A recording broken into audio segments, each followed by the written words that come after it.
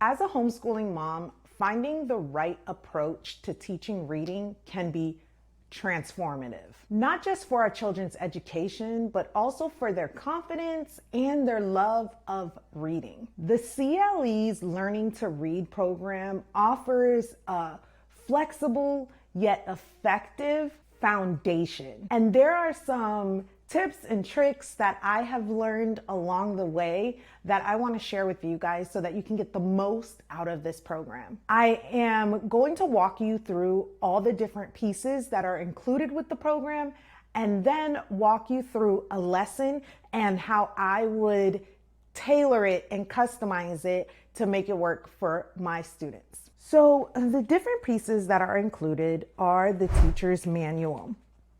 That's number one. That's first and foremost, the first thing. Hold on, I'm trying to show you the cover. Here we go. The teacher's manual. Now, a lot of people would say that you don't necessarily need the teacher's manual, but I 100% recommend it. There are different tips, tricks, as well as stories that are in the teacher's manual that you will not get from the workbook that is included. So, in addition to the teacher's manual, I think you also need the Learning to Read workbook, the reader that is included, and there are different flashcards that are included as well.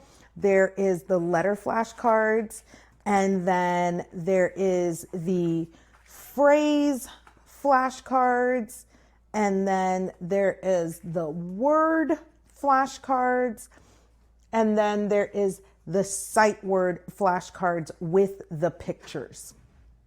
All right, so beginning in each lesson, you will first always get an objectives for the lesson, as well as what you need to prepare for the class and any optional activities or materials that you'll need. You usually begin every lesson with a review. And so there are different rhymes that go along with each word card, and so it will tell you to review the rhymes. When I utilize the CLE, flashcards themselves tells you within each lesson to introduce a certain set of flashcards. So what I tend to do is at the beginning, I go ahead and introduce all the flashcards for that specific unit. So for example, for 105, I would introduce all of the flashcards ahead of time. That way the child has an opportunity to build confidence and review all of the sight words and letter sounds and different things before it's actually introduced. So it kind of gives them a little bit of a leg up. So for the first, not every unit, but for the first couple of units, especially when you're introducing new sounds, you will get a story at the beginning. Now, this is why I think there's a benefit in getting the teacher's manual, because the story is not included in the actual light unit. And so you don't get a chance to know what is exactly talked about. Usually after each story will be kind of like a questions about the story, and they answer those questions within their light units. So for example, the children hope to see the elephants blank the zoo. And so they would have to circle in as one of their three choices within their actual light unit. They usually always follow the story with talking more about the sound within the teacher's manual. So you're not going to get that in the light unit. So within the teacher's manual, it will talk more about the sound and give you different points and examples on how to teach the sound to your student. Then you go on to penmanship. Now, penmanship, you will find it within the light unit. And so that brings me to my second tip.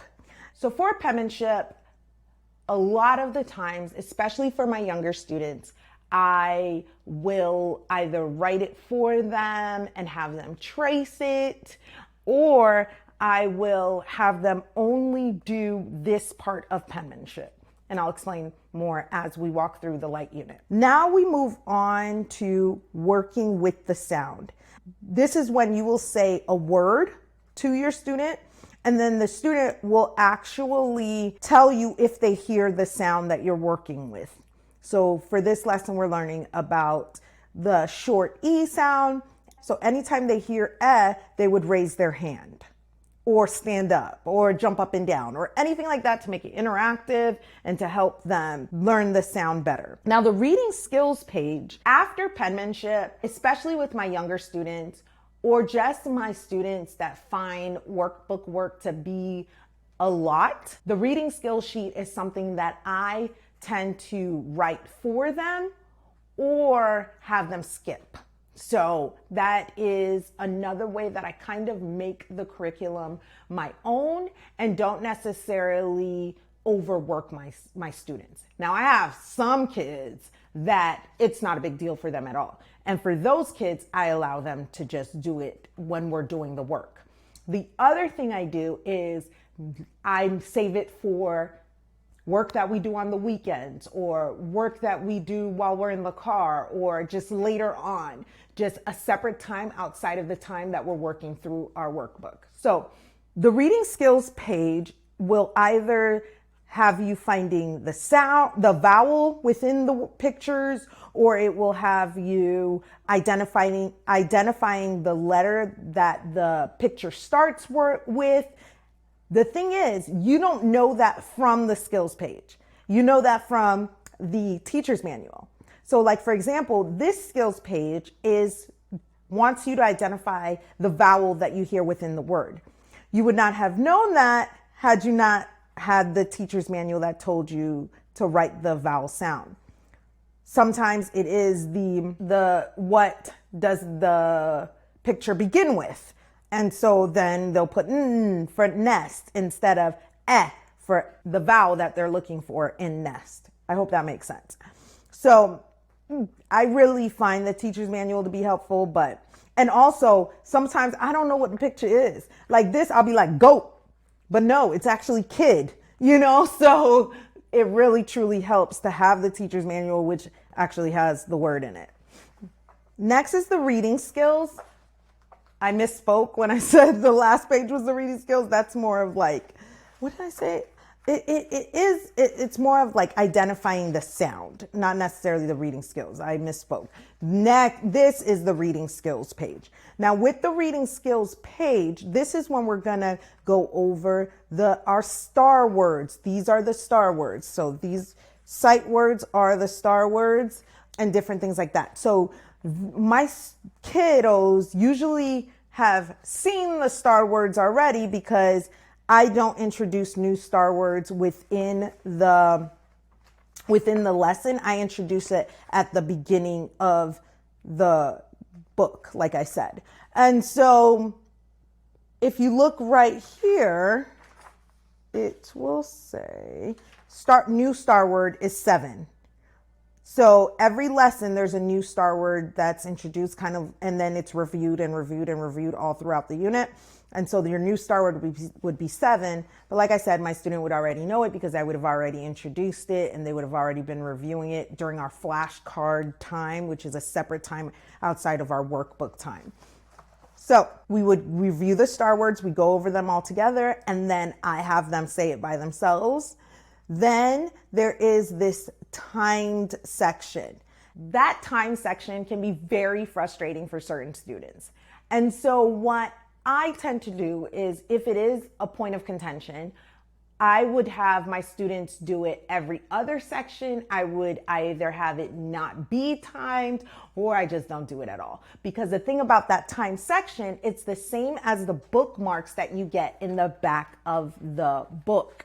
Now, with the bookmarks that you get in the back of the book, what I tend to do is I tend to have them read the bookmarks at a separate time to daddy or at a separate time to a sibling. And so they still review those words, but now instead of doing it twice, they only technically do it once, if that makes sense. So I don't stress it too much if it is a point of battling when it comes to my students. So underneath that point, you will now have the blend section. And so you introduce these blends, and so it's add, and then they have to say add, sad, add, mad, add, bad, those types of things. So what I do is I tend to get a marker board, and I will write all these at the beginning of our work on a marker board so that I can physically put a dot and a line for all of the ones that are the blend. So I would put a dot underneath the sound and then a line underneath the blend. So they know that that's the blend that you don't have to sound that out. We already know that it's add. We already know that it's, so all you have to do is just say at, cat, So I write it on the board a lot of the times rather than doing it in the workbook, but you can also write it within the workbook as you're doing it. After the blend, there's usually either sentences or small activity that is underneath. We always do that. And then there will also be a reading skills activity underneath. And it ranges from an array of different things. It can be matching pictures. It can be, writing what this is. So this is going to be a duck, bug, that. Yeah, I just learned what a vat was from doing this. And so they would write the word underneath that. Following the reading skills section is the visual discrimination section, and they do a lot of this within CLE. And this is where this is book 105. So they start off a lot less than this. But this is where the kiddos have to either identify two things that are the same or figure out which one is different, those types of things. These tend to be my kiddos' favorite things to do. And so I have them read the directions. So eventually these are words that they already know. Like this is a sight word. This is a word that they can read. And then, so it's like put an X on 1. So I have them read the directions and answer the question. Now, the dot map. Sometimes the dot map is relatively simple, like the one that's on this page, but sometimes it's really hard. And so depending on the student's age, depending on their ability, I tend to skip the dot map sometimes. So just to be honest, I tend to skip it sometimes. Within your teacher's manual, you will see a spelling section. And they tend to put different spelling words and different things like that you can review with your student. And so it's oral review, or you can have them write it on a separate sheet of paper. I tend to just review it orally. Now is the oral reading section. Now this is the next lesson, but now is the oral reading section. The oral reading section is a lot of reading, right? We've just done a ton of reading. The oral reading section can also be such a huge point of contention. And so I have done an array of different things when it comes to that section. What we've done, I read a sentence, you read a sentence. I read a paragraph, you read a paragraph. You read the sentence and then I read it with inflection. You know what I mean? So like, he'll be like, am is 7. And then I'll read it on see like, Pam is 7, and so they like to hear when I read it back. Different tips and tricks on making that oral reading section more bearable. There are times where I'm like, we drive a car over the word as they're reading it, or we will, after every sentence, you get an M&M or something like that. Like I try, because we're building up the reading skills, and it's important for us to learn how to read, but it doesn't have to be like the worst thing in the entire world. So I have found that especially when I read a section, they read a section, I read a section, they read a section, that has been the best to get buy-in when it comes to this section. So once you do the oral reading section, inside of your teacher's manual will be questions that to ask your student about the oral reading section. So that helps as well with reading comprehension. Now, not every lesson, but a lot of the lessons will tell you to read from your books that you get. There's 4 books that come with learning to read. There's 4 primers. This one is book 2. It is used and loved. It has gone through 2 students so far, and my daughter reads it for fun. So it's been turned. The pages have been turned a lot. At the top of each page, I don't know if you can see that, there will be the unit and the lesson for that specific story. I do not do this during school time. All of these stories are read on the weekend, or they are read to daddy, or they are read to a sibling. They are done during a leisurely reading time. So that, because we have just read in the book, and so I don't want to make reading just this horrible thing. And just a fun tip, another tip, I treat my kids once they finish one of these primer books. So for every primer book that they finish, we go to Five Below and they get a treat. Because to me, that's a thick book. That's a big deal. That is awesome. We need to celebrate. And so I do reward them for finishing these books, and they love it. And it serves as extra motivation for them.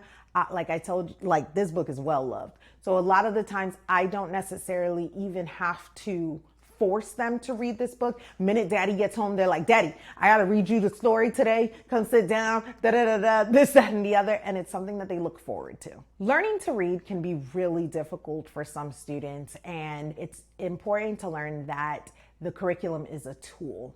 And this learning to read program with CLE has been an excellent tool for us. There is so much opportunity for practice, especially when it comes to learning how to read. Practice makes perfect in that situation. Being able to have so much repetition has truly helped our children to not only love reading, but to be confident readers. That is just one of the many reasons why we love Christian Light Education. Check out this video right here to see why else. And if you'd like to check out the Learning to Read program, click the link in my description.